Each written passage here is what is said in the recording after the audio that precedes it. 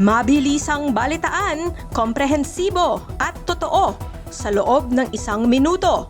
Simula na ang Diskurso Tidbits. Romualdez, posibleng makasuhan sa loob ng 6 hanggang 9 na buwan ayon kay Remulla. PBBM nagpasabog. Romualdez at Zaldico maaaring masampahan ng plunder at bribery. Leviste, ibinulgar ang pag-pre-order ng DPWH projects. Guardiola, idinadawit. Mas malala pa umano sa mga diskaya.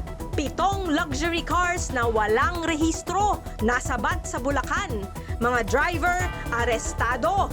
Nationwide sit-down strike lalahukan ng mga guro sa Nobyembre 28. At hustisya, isinisigaw ng pamilya ni Ivan Cesar Ronquillo sa kanyang pagkamatay. Balitang mabilis, komprehensibo at totoo. Yan ang Diskurso Tidbits.